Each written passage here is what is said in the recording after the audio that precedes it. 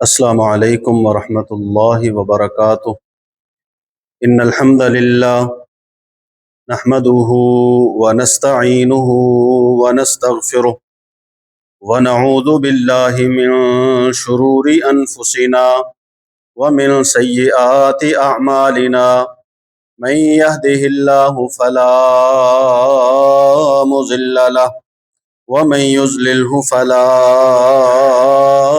هادي له۔ اشهد ان لا الہ الا اللہ وحدہ لا شریک له واشهد ان محمدا عبده ورسولہ۔ یا ایہا الذین آمنوا اتقوا اللہ حق تقاتہ ولا تموتن الا وانتم مسلمون۔ یا ایہا الناس اتقوا ربکم الذی خلقکم من نفس واحدہ وخلق منها زوجها وبث منهما رجالا كثيرا ونساء واتقوا الله الذي تساءلون به والأرحام إن الله كان عليكم رقيبا۔ يا أيها الذين آمنوا اتقوا الله وقولوا قولا سديدا يصلح لكم أعمالكم ويغفر لكم ذنوبكم ومن يطع الله ورسوله فقد فاز فوزا عظيما۔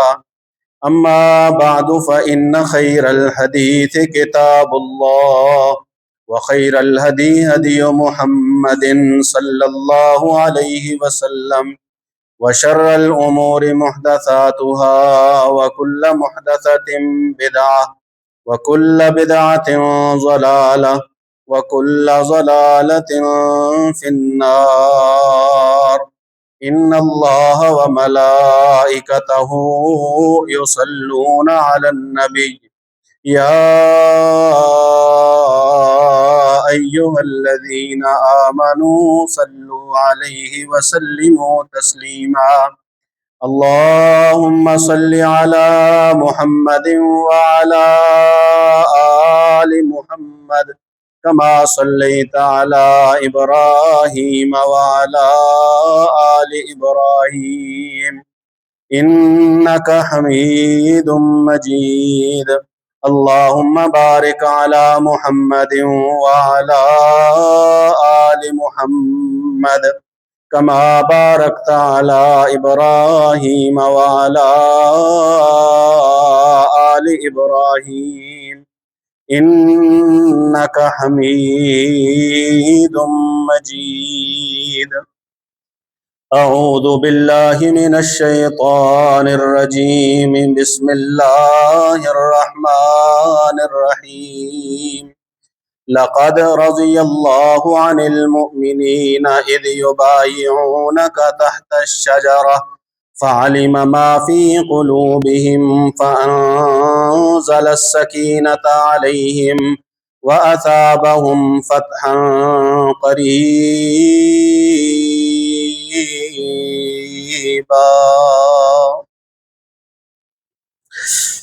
گزشتہ چند خطبات سے اللہ کے پیغمبر صلی اللہ علیہ وآلہ وسلم کے صحابہ کرام رضوان اللہ علیہم اجمعین کا ہم تذکرہ کر رہے ہیں۔ اللہ کے پیغمبر صلی اللہ علیہ وسلم کا ساتھ دینے والے لوگ، جنہوں نے پیغمبر صلی اللہ علیہ وسلم کا ہر حال میں ساتھ دیا،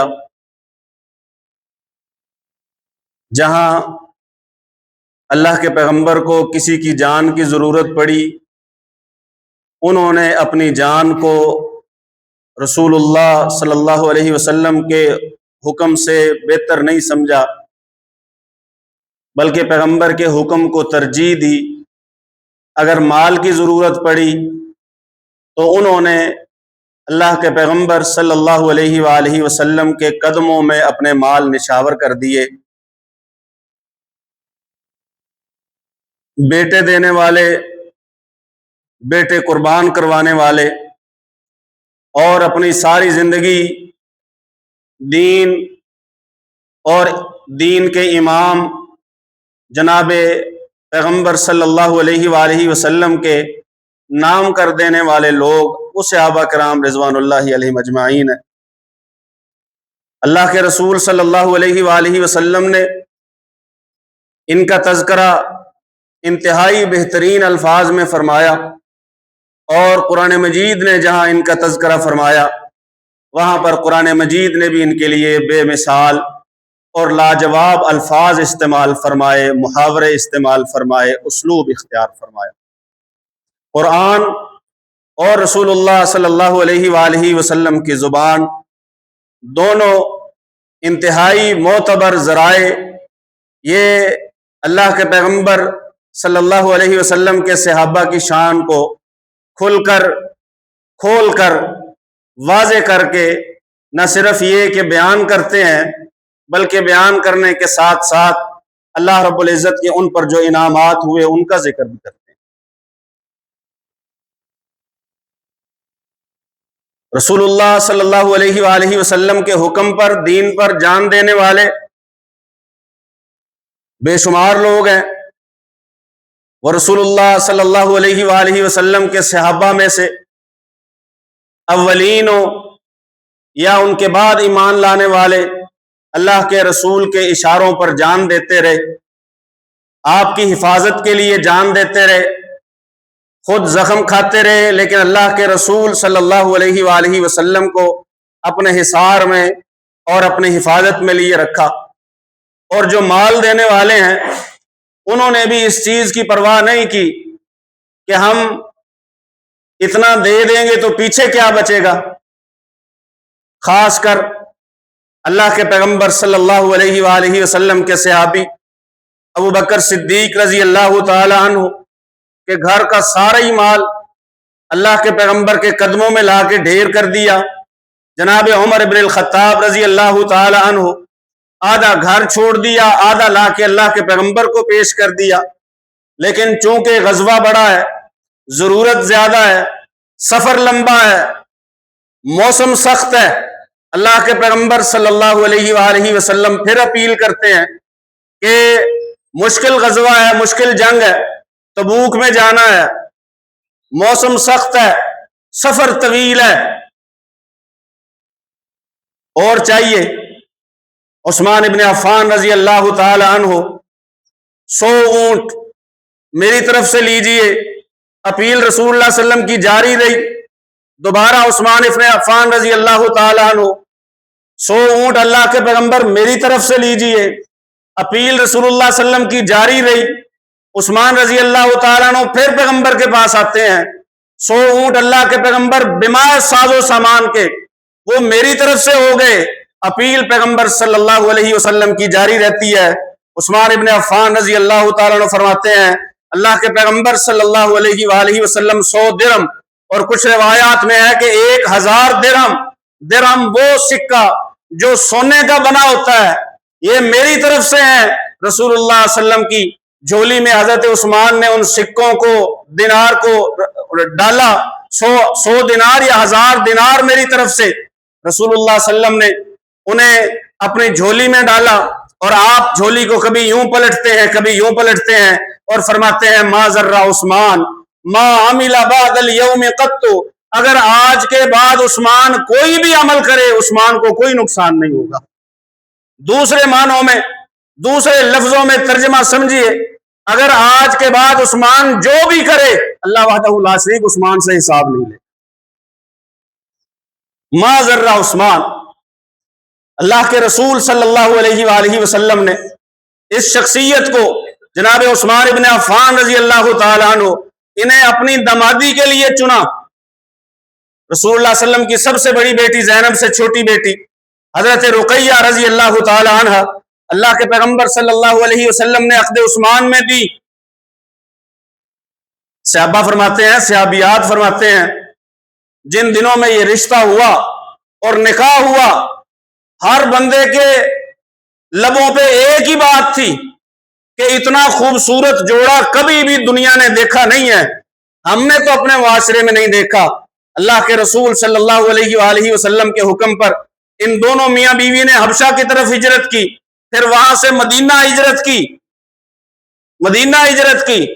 رسول اللہ صلی اللہ علیہ وسلم کی بیٹی بیمار ہو گئی، بیٹی بیمار ہوئی، ادھر غزوہ بدر کے لیے رسول اللہ صلی اللہ علیہ وسلم کو جانا پڑا۔ حضرت عثمان رضی اللہ تعالیٰ عنہ کو روک دیا کہ میری بیٹی رقیہ بیمار ہے، تم اس کی تیمارداری کرو، ہم جاتے ہیں، قافلہ ہوا یا لشکر ہوا، جو سامنے آیا وہ دیکھی جائے گی، آپ ادھر ہی مکہ میں ٹھہرو۔ رسول اللہ صلی اللہ علیہ وسلم کے بدر سے واپسی سے پہلے ہی حضرت رقیہ رضی اللہ تعالیٰ عنہ کا انتقال ہو گیا۔ عثمان رضی اللہ تعالیٰ عنہ پریشان ہیں، اور پریشان اس وجہ، ایک تو یہ وجہ ہے کہ بیوی فوت ہو گئی، دوسری وجہ یہ ہے کہ رسول کے گھر کے ساتھ جو رشتہ تھا وہ تو نہیں رہا، اللہ کے رسول کے ساتھ جو رشتہ وہ نہیں رہا۔ رسول اللہ صلی اللہ علیہ وسلم نے عثمان رضی اللہ عنہ کو پریشان دیکھا، مسجد سے اکٹھے نکل رہے ہیں، مسجد کے دروازے پہ رسول اللہ صلی اللہ علیہ وسلم کھڑے ہوئے اور فرمانے لگے، عثمان یہ جبریل میرے پاس آئے ہیں، جبریل آئے ہیں اور مجھے کہہ رہے ہیں کہ یہ پیغام ہے اللہ کی طرف سے کہ اپنی بیٹی ام کلثوم کا نکاح حضرت عثمان سے کر دیجیے۔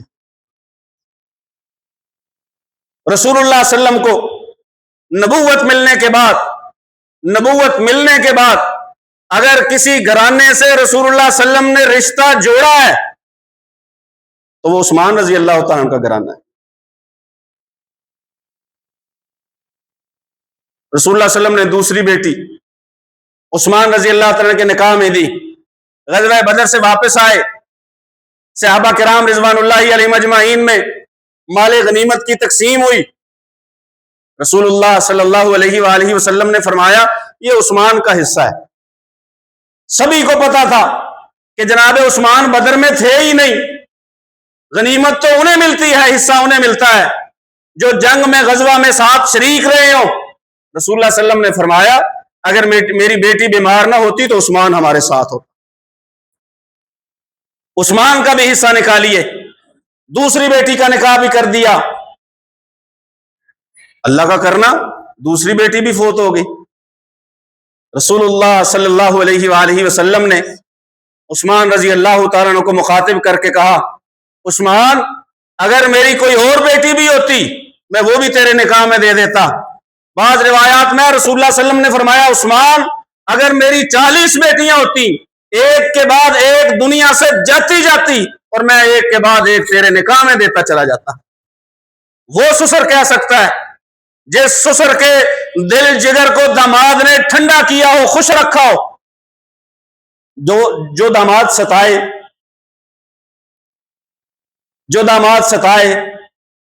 بیٹی کو دکھ دے، بیٹی کو تکلیف دے، اس تکلیف اور دکھوں کی وجہ سے بیٹی دنیا سے چلی جائے، کون باپ ایسا ہے جو کہے کہ میں اس داماد کو ایک اور بیٹی دیتا ہوں؟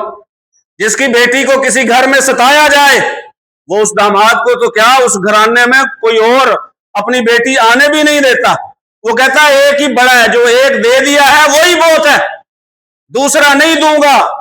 راضی رکھتے تو دوسرا دوں، خوش رکھتے، سینہ ٹھنڈا کرتے تو دوسرا دیتا۔ پتہ کیا چلتا ہے کہ حضرت عثمان رضی اللہ تعالیٰ عنہ سے اللہ کے پیغمبر صلی اللہ علیہ وآلہ وسلم اس قدر خوش ہیں، اس قدر راضی ہیں، اس قدر ٹھنڈک محسوس کی ہے دل میں کہ کہنے لگے میری ایک بیٹی اور ہوتی یا میری 40 بیٹیاں اور ہوتی، ایک کے بعد ایک تیرے نکاح میں دیتا چلا جاتا۔ یہ عثمان ابن عفان ہے رضی اللہ تعالی عنہ، جن سے اللہ بھی راضی، جن سے اللہ کا رسول بھی راضی۔ اچھا میرے اللہ راضی، اللہ کا رسول راضی، میں اور آپ نہ بھی راضی ہوں، ان کو کوئی فرق پڑتا ہے؟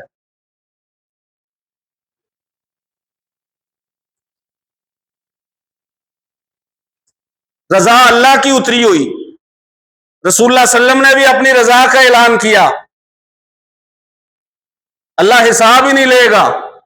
عثمان کوئی عمل نہ بھی کرے یا کچھ بھی کرے کوئی مسئلہ ہی نہیں ہے، اللہ اور رسول راضی ہیں، میں اور آپ نہ بھی راضی ہوں یا ہم جیسا کوئی نہ راضی ہو، جناب عثمان کی شان میں کوئی فرق آئے گا؟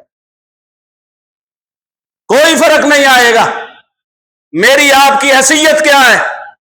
آج کے دور کے کسی بڑ بولے کی حیثیت کیا ہے؟ وہ ہارون رشید کے 2 بیٹوں کا نا جھگڑا ہو گیا، مامون اور امین کا۔ وہ ایک نے دوسرے کے بارے میں کوئی بات کہہ دی تو ایک پاگل مجنوں دیوانہ نشئی سا بندہ پاس کھڑا ہوا اور کہہ رہا جس دن سے یہ اس نے اس کے بارے میں بات کی ہے نا میری نظروں سے گر گیا، میری نظروں سے گر گیا ہے۔ ہارون رشید کا بیٹا ہنستا ہے، وہ کہتا ہے یار بات سنو، کوئی ایسا بندہ ہے جو اس کی نظروں میں مجھے اونچا کر دے؟ گلیوں میں پھرنے والا بندہ، اس کی نظروں میں اگر بادشاہ کی حیثیت گر بھی جائے، عربی کا ایک محاورہ ہے انفن فی الماء وعستن فی السماء،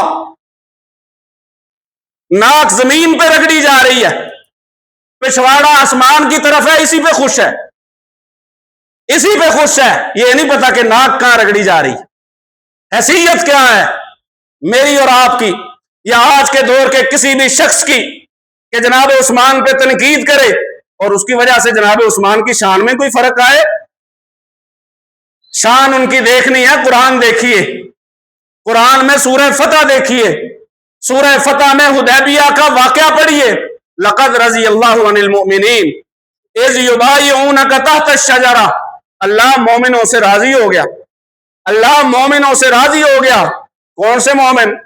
وہ جنہوں نے ایک درخت کے نیچے میرے پیغمبر کی بیعت کی تھی، پیغمبر کی بیعت کی۔ بیعت کس بات پہ تھی؟ بیعت کس بات پہ تھی؟ رسول اللہ صلی اللہ علیہ وسلم اور صحابہ تو ارادہ کر کے آئے تھے مکہ جائیں گے، عمرہ کریں گے، وہاں سے واپس آئیں گے، 7 قربانیاں تھیں، بیت اللہ میں جا کے اونٹ ذبح کریں گے۔ مشرکین نے جانے نہیں دیا، روک دیا کہ آپ نہیں آ سکتے۔ رسول اللہ صلی اللہ علیہ وآلہ وسلم نے جناب عثمان کو بھیجا کہ عثمان آپ ہمارے قاصد بنیے، سفیر بنیے، مکہ والوں سے جا کے بات کیجئے، ہم لڑائی کے ارادے سے نہیں آئے، لڑیں گے نہیں، بس پرامن طریقے سے عمرہ کریں گے، عمرہ کر کے واپس چلے جائیں گے، جانور ذبح کریں گے، کوئی اور ارادہ نہیں ہے۔ عثمان رضی اللہ تعالیٰ عنہ گئے، انہیں وہاں کچھ وقت لگا، بعد میں لوگوں نے باتیں کی کہ ہو سکتا ہے عثمان ادھر جا کے عمرہ کر رہا ہو، وہ طواف کر رہا ہو، وہ صحیح کر رہا ہو، وہ جس ارادے سے ہم آئے ہیں عثمان کو تو اللہ نے پہلے ہی بلا لیا۔ رسول اللہ صلی اللہ علیہ وسلم نے فرمایا ایسا نہیں ہو سکتا کہ اللہ کا پیغمبر حدیبیہ پہ بیٹھا ہو اور عثمان جا کے عمرہ کرے، یہ نہیں ہو سکتا۔ پھر خبر اڑی کہ اہل مکہ نے جناب عثمان کو شہید کر دیا ہے۔ رسول اللہ صلی اللہ علیہ وسلم نے صحابہ کو جمع فرمایا، 1400 صحابہ ہے، 1400 صحابہ۔ اللہ کے پیغمبر صلی اللہ علیہ وسلم نے فرمایا ادھر آؤ، میرے ہاتھ پہ بیعت کرو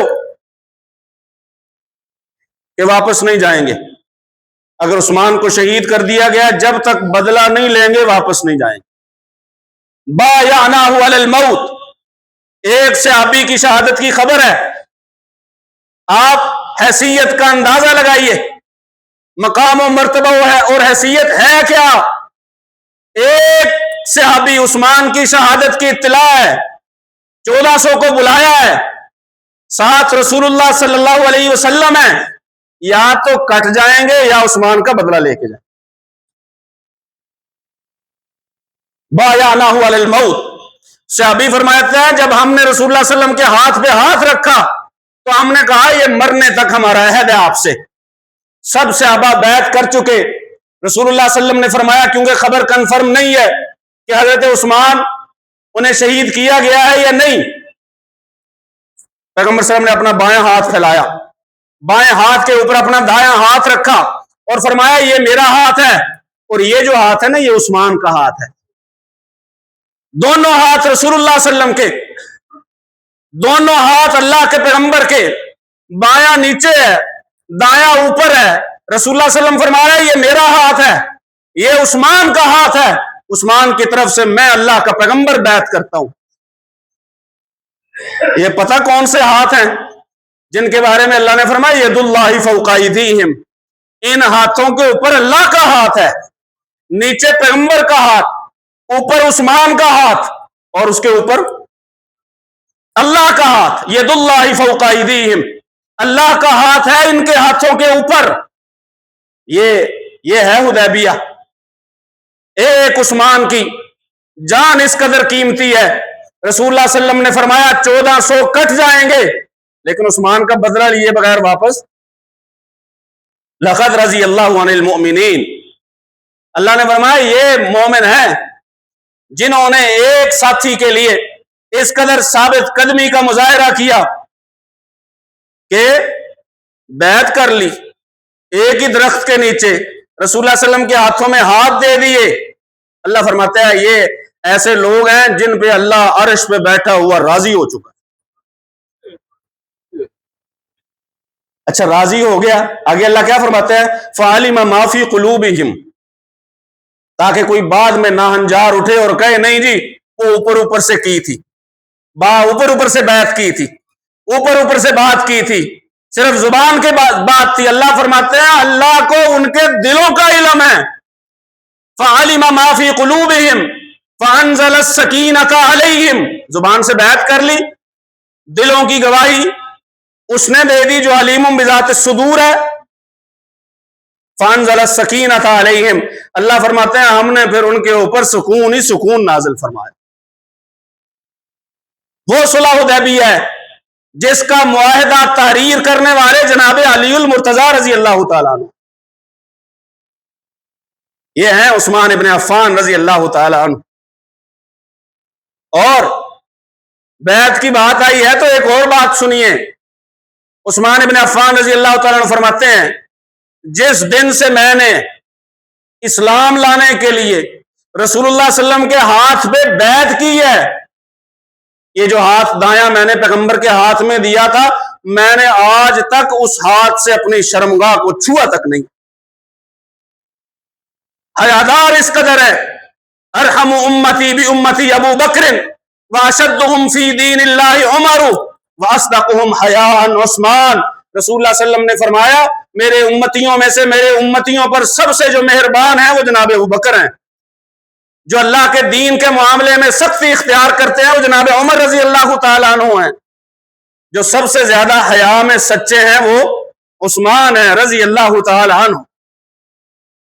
الا استحی منہ ما تستحی منہ الملائکہ، عائشہ رضی اللہ تعالیٰ عنہ نے پوچھا تھا اللہ کے پیغمبر آپ لیٹے ہوئے تھے، آپ کی پنڈلیوں سے آپ کے گھٹنے سے کپڑا ہٹا ہوا تھا، جناب ابو بکر آئے آپ اسی طرح رہے، جناب عمر آئے آپ اسی طرح رہے، اور صحابہ آئے آپ اسی طرح لیٹے رہے۔ جب پتا چلا کہ عثمان آیا ہے آپ سیدھے ہو کے بیٹھ گئے، کپڑا درست کیا۔ رسول اللہ صلی اللہ علیہ وسلم نے فرمایا عائشہ میں اس عثمان سے حیا کیوں نہ کروں جس سے حیا آسمان کے فرشتے بھی کرتے ہیں، اس قدر حیادار، اصدقہم حیاء، اس قدر حیادار اور سخی اس قدر۔ القاب ہے نا جناب عثمان رضی اللہ تعالیٰ عنہ کے، انہیں ذی النورین کہا جاتا ہے کہ رسول اللہ صلی اللہ علیہ وسلم کی 2 بیٹیاں ان کے نکاح میں، انہیں سخی کہا جاتا ہے کہ ان کی سخاوت دنیا نے دیکھی ہے، بلکہ اگر آپ تفصیل میں جا کے آج کل کی رپورٹس پڑھیں مدینہ کے بارے میں تو حضرت عثمان رضی اللہ تعالیٰ عنہ کا جو ٹرسٹ ہے وہ آج بھی قائم ہے اور غریبوں کی مدد کے لیے۔ سخی اس قدر کہ رسول اللہ صلی اللہ علیہ وسلم نے فرمایا مسجد نبوی جگہ کم پڑ گئی، ہم نے تو بنائی تھی اپنے حساب سے، لوگ بڑھ گئے، مسجد تنگی دامہ کا شکوہ کرتی ہے، یہ جو پاس جگہ پڑی ہوئی ہے اگر یہ کوئی خرید کے دے دے، رسول اللہ صلی اللہ علیہ وسلم نے فرمایا میں اسے جنت کی ضمانت دیتا ہوں۔ عثمان رضی اللہ تعالیٰ نے فرمایا کسی کو کہنے کی ضرورت ہی نہیں، کسی کو کہنے کی ضرورت ہی نہیں ہے، یہ جگہ میں خرید کے مسجد کے لیے وقف کرتا ہوں۔ مسجد کے لیے جو خرچ کرنا ہے یا مسجد کے لیے جو جگہ خرید لی جاتی ہے یا بنا دی جاتی ہے مسجد، وہ پھر اس کے بعد کچھ اور نہیں بن سکتا، وہ قیامت تک مسجد ہی رہتی ہے، وہ قیامت تک مسجد۔ جس نے جگہ خریدی ہے، جس نے بنائی ہے، جو معاونین ہے، وہ یوں سمجھے کہ قیامت تک کے لیے ہمارا کھاتہ کھل گیا ہے ثواب کا۔ یہ ساری مسجدوں کی بات ہے۔ اور جو مسجد نبوی کی جگہ خرید کے وقف کرے، مشکل دور میں جو جگہ خرید کے وقف کرے اور آج تک وہ وقف ہی ہو، رسول اللہ صلی اللہ علیہ وسلم نے فرمایا جنت کی ضمانت دیتا ہوں۔ من بنا للہ مسجدا، اس حدیث کے راوی جناب عثمان رضی اللہ تعالیٰ عنہ، من بنا للہ مسجدا بن اللہ لہ مثلہ بیتا فی الجنہ، جو اللہ کے لیے مسجد بناتا ہے اللہ اسی جیسا اس کا گھر جنت میں بنائیں گے، اسی جیسا اس کا گھر جنت۔ عثمان رضی اللہ تعالیٰ عنہ راوی حدیث ہے۔ ابتدا میں مدینہ میں آئے، مدینہ میں مسلمانوں کو پانی کا مسئلہ، یہ باتیں وہ ہیں جو سب نے سنی ہیں، لیکن جب صحابہ کا تذکرہ کیا جاتا ہے ہمارا یہ یقین ہے کہ ایمان بڑھتا ہے،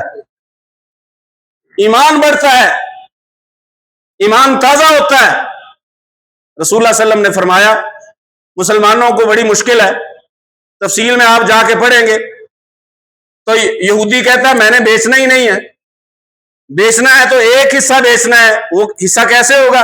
ایک دن میرا، ایک دن میں بیچوں گا، دوسرے دن وہ آپ کا، آپ بیچیں یا آپ فری دیں، اس سے مجھے کوئی سروکار نہیں، چونکہ اللہ کے لیے وقف کیا تھا۔ بلکہ ایک حدیث کے الفاظ ہیں، رسول اللہ صلی اللہ علیہ وسلم نے فرمایا کون ہے جو یہ کنواں خرید کے وقف کرے اور اس کا بھی اس میں حصہ اتنا ہی ہو جتنا باقی مسلمانوں کا ہو، اجارہ داری